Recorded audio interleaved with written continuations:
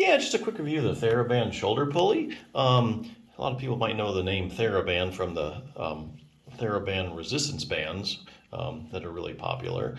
But it looks like they've made a shoulder pulley, which I didn't know about. I've looked at a lot of shoulder pulleys on Amazon, and a lot of differences between them. Couple things I really like about this one that I think really makes it stand out. Not that just because it's a THERABAND product, which THERABAND's been around forever. But I think they made a pretty decent product. So a couple things. The handles, for instance, they usually make them out of either like plastic or wood. Or foam. So if you're worried about cleaning it off, like let's say you're buying this for like a physical therapy clinic or something, where a lot of people are going to be using this, you probably might not want foam handles because you can't clean them in between patients or in between people's use. If it's something like wood or plastic, you definitely wipe it off and keep it clean. Foam, not so much. So if that's a concern, keep that in mind. On the other hand, I really do like foam the best because I think you get the best grip and I think it's the most comfortable, especially if you really have to, give a good pull to get that other arm up. You're going to want to get some, I think as far as grip, foam is the best, and I think also it's just the most comfortable. So I really like that they went with foam. The other thing you need to look for is the way that it attaches to the door. A lot of these pulleys are attaching to the door with a metal clip, a metal little, I don't know how to, a hook, I guess you want to call it, that goes in the door frame. And they do put like plastic on them, and sometimes they put a little foam pad to kind of protect it from the door. But I still think if you're concerned about that at all, about wrecking your door, scratching the paint, when you're done with the pulley, you're not using it anymore, and you're going to put it away for a while or never use it again, you don't want to make sure that you don't scratch the door. So you are at risk with these metal clips. The other kind they put on is what THERABAND has done, which is kind of like a strap, and that just fits in the top of the door frame too, and then this other thing really keeps it in place. From slipping through. So I really like that they went with a strap as well. I really prefer the straps over the metal clips. I'm a little picky about my doors, at home. The other thing, which I have never seen before, which is just outright clever, is that they've actually color coded the rope. So the idea behind that is that so the whole idea behind using these pulleys is basically for range of motion. Like if you have a stiff shoulder or it's not as flexible, you can use one arm and pull down to raise the other arm. Okay. Now as you do that, the rope obviously is going to get longer on one side and shorter on the other. And as it gets shorter here, it'll hit a certain color. Depending on how hard you're pulling, and well, anyway, so what it does is when you pull, like say with the right hand, the left arm goes up, the left the left rope gets shorter, and you end up seeing a certain color that you're left at. So let's say you pull it up with your right arm down, the left arm goes up, and you're only to like the red.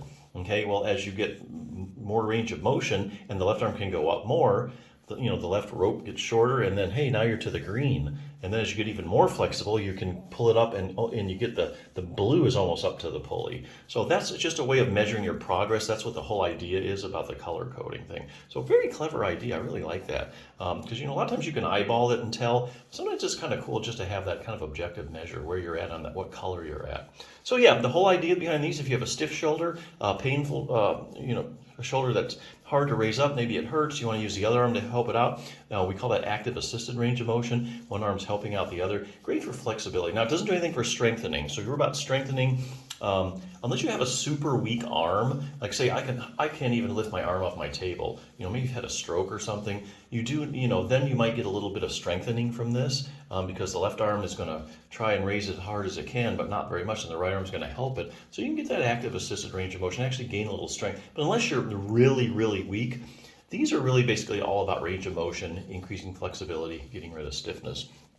Now you're looking for a good program to strengthen your shoulder, or you have a rotator cuff problem, because a lot of people are coming off of surgery or they have a rotator cuff issue and they're using it for that. 6-minute torn rotator cuff solution for seniors. It says for seniors, but a high-level athlete honestly can use this book. Even if you don't, first of all, if you do have a rotator cuff problem, this will answer about all your questions and has a fantastic program that they took from the literature from randomized controlled trials that actually worked. The other thing is, if you have any kind of a shoulder problem, you really at least need to be strengthening your rotator cuff. If you don't strengthen any other muscles, make sure it's your rotator cuff. And I'll tell you why. The shoulder is a very shallow ball and socket joint, and it depends heavily on the muscles to hold it and keep it in place.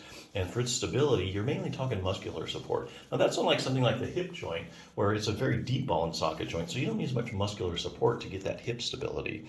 But shoulders, yeah, everyone's heard of shoulder dislocation. Well, that's because it's a very shallow ball and socket joint. It's really prone to coming out of place. Muscles help keep it in place, a major stabilizer of the shoulder joint. And of all the muscles that keep it in place, the best, the rotator cuff. So rotator cuff strengthening is all about getting stability. And as you do things, you lift things, as you move your arm around, it keeps that ball firmly in its socket. So if you have any other shoulder condition, like say you have tendonitis, bursitis, shoulder arthritis, the more joint stability you have, the less irritation you're going to have in the joint, because you're not going to have that excessive motion. And so it's going to give everything time to heal, and you'll have a lot less pain. So rotator cuff strengthening, something you really need to be doing if you have any kind of shoulder issues. Anyway, real briefly, the book starts off talking about the anatomy and stuff, and very lots of pictures. If you're a real visual learner, you'll really like it. It's real easy to understand. I know I just don't like a lot of boring medical literature, and this isn't that at all. It's all in layman's terms.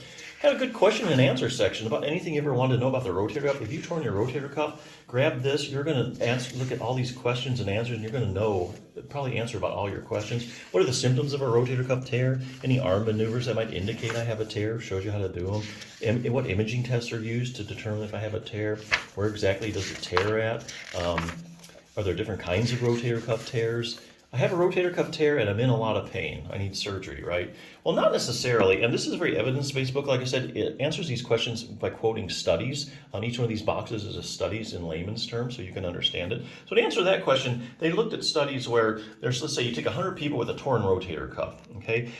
And what you do is you measure the size of the tear, and then you find out how much pain they're in. You run like a visual analog scale, some kind of a pain scale. So then you have 100 people, how big their tears are and how much pain they're in. Now you would think that the bigger the tear, the more pain you're going to be in. But that's absolutely not the case what they're finding. They actually find there's a fair amount of people walking around that have a big old rotator cuff tear that have no pain.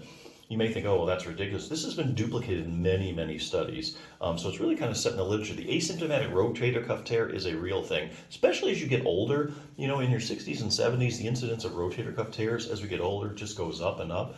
But a lot of times these things are asymptomatic and they don't cause you any pain. So what you don't want to do is, let's say you have shoulder pain, you end up going to the doctor, eventually you have an MRI, shows a rotator cuff tear, you're like, oh, that's my problem, I have a torn rotator cuff. Well, not really.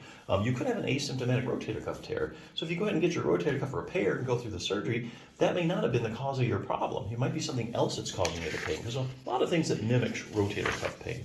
What will happen if I just leave my rotator cuff tear alone? Another great question. Like, what if I just don't do anything? Some people, they don't have insurance for, therapy. When they're not really into exercise. What if I just leave this thing alone? Well, to answer this question, they look at long-term follow-up studies of people that have basically they've torn their rotator cuff. And for some reason or another, they just don't get around to doing anything about it. So what researchers do is they follow up with these people periodically, and they find out, what happened to them over time. Does it get better, same, worse? Does it repair itself? Here's probably the best one of all. How does exercise compare to surgery when it comes to treating my torn rotator cuff? Here again, the only way to answer that scientifically is to look at what they call the randomized controlled trials. That's the highest form of proof in medicine that treatment's actually effective. So you got to look at the randomized controlled trials. Such a study, you take 100 people with a torn rotator cuff, 50 you'd randomly assign to surgery. The other 50 you'd say, okay, just do a good exercise program. And then you follow these people over time. So let's say in 2 years, you check up on everybody. You check their shoulder range of motion. You check how much pain they're in. You just see functionally how they're doing. You see who did better, the people that had the rotator cuff repair or the people that just did an exercise program. And come to find out, a lot of these studies are showing you basically there's small differences between the groups. Or there's really no difference at all. So basically, you're going to kind of end up at the same place. Anyway, it's got a good exercise program. It has a beginning, intermediate, advanced. And it really does take you 6 minutes or less. Very concise, evidence-based program. So you're looking for some strengthening, the good resource. But hey, if you just have like a stiff shoulder and you need some more range of motion, or if you have something like frozen shoulder, this is a very good tool to have. And actually, I have to say this is my most favorite shoulder plate that I've looked at. So definitely check it out.